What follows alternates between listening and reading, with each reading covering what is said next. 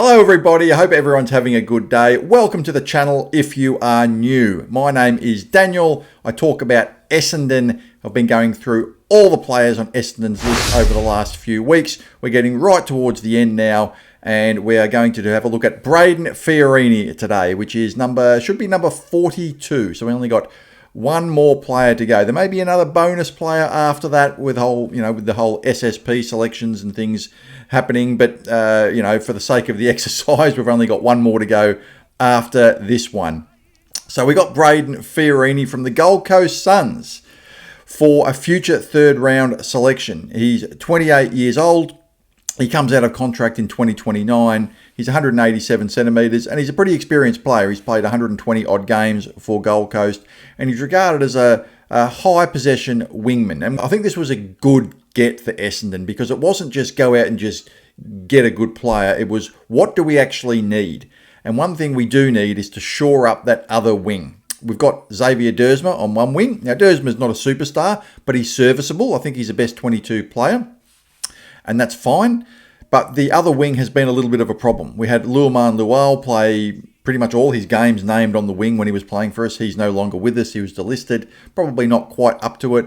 We've had Saad El Houli play quite a few games on the wing in the VFL. There's debate as to whether he's good enough to make it. We just didn't really have an established wingman, and we went out and got one, and that's what BRAYDEN FIORINI is. He's also capable of playing a bit of inside mid as well, so he's quite versatile. He's done that a little bit before, so he should be playing on that other outside wing, which is exactly what the Bombers need. We really now have look, you can question the talent on our list, but one thing I think we've kind of sorted most of the positions out that we need, with the possible exception of small forward. I think we need another small forward in there. We do seem to have a reasonably balanced team.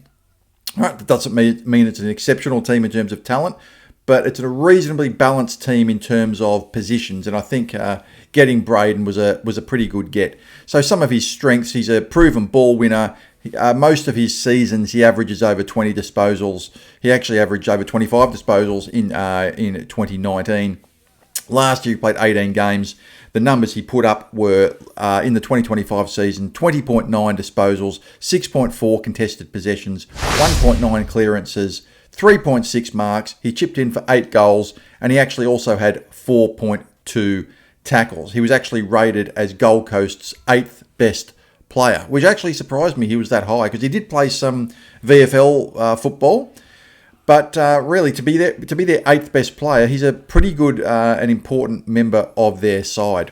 So what can BRAYDEN FIORINI give to us next year? What are his key strengths? Well, he's got versatile midfield craft. He's played both as an inside mid and as a winger with the Gold Coast. He's got pretty good footy IQ. He can work well into space, taking uncontested marks, and he also has the ability, if we need him, to attend centre bounces if needed to. I don't know if he'll spend too much time in the centre, but look, if you're on the wing, to me, if you're on the wing, you're in the midfield. All right, that's basically a midfield position, and you're probably going to be required to do a little bit of in and under work at some point. That's just the nature of how that works. He's also left-footed. I think that's a good thing.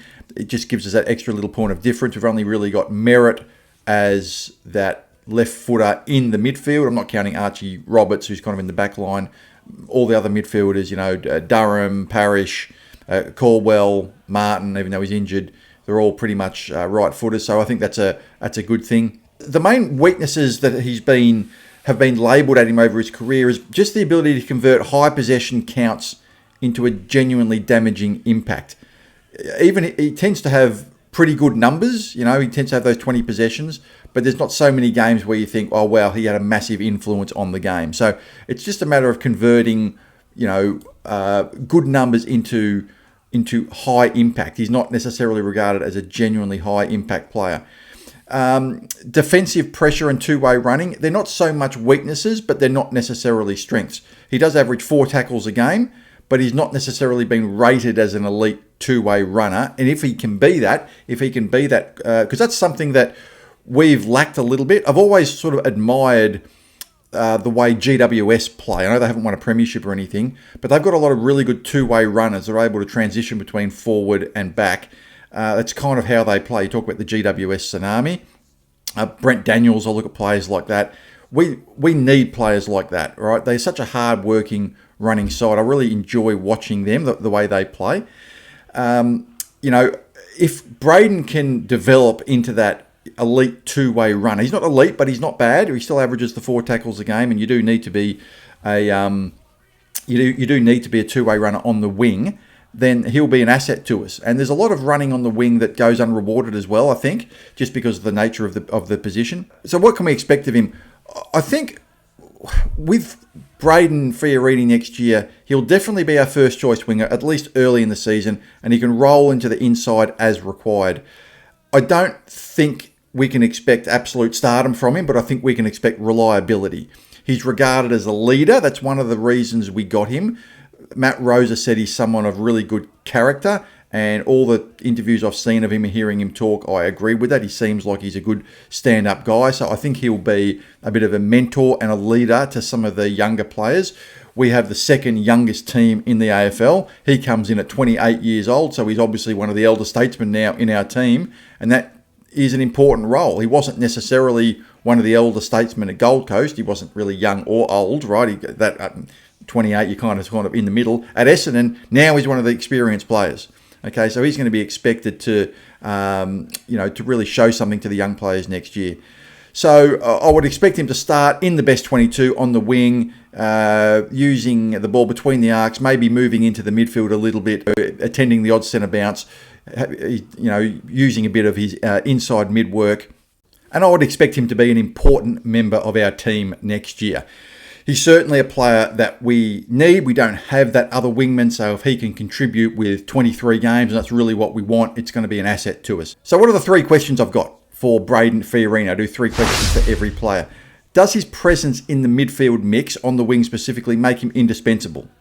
Or will he just be a role player by the end of the season? Players often come to clubs with high expectations. It doesn't always work out. We kind of look at him now as an indispensable member of the team without having played a game, but will we feel that way about him at the end of the season? The second question I've got is, will his leadership rub off on the younger members of the side? This is an important one. He's one of the older players in the team now at 28. We need his character and his leadership to shine, and even though I doubt he will have a formal leadership position, I'm pretty sure, in fact, that he won't have a formal leadership position, I still see him as a leader. The third question I've got is, can he be an elite two-way runner? It's not so much a knock on him, but it's not necessarily regarded as a strength. If he can become an elite two-way runner in that important position in the middle of the ground on the outer wing, it will be invaluable to our prospects in 2026. So, what do you guys think of Brayden Fiorini? Are you excited to acquire this talented player from the Gold Coast Suns? Do you think he will be a major contributor to us next year, or are we overrating him? I think there's always a danger that we overrate players when they come to our side. I think that's because it's always exciting when you get someone from another club. You think they're going to be a star. I think he's a really good player. I've liked what I've seen of him for a long time, but will he be a difference maker for us next year? I'm not so sure, but I certainly hope he can be a valuable member of the starting 22 and be a contributor to our side next year. Well, I'm going to leave it there. I hope you guys enjoyed this video. Please like and subscribe to this channel if you haven't already. That would be absolutely fantastic if you could. I really appreciate every subscription, and I'll read every comment in every video. So please like, comment, and subscribe. And as always, go Bombers!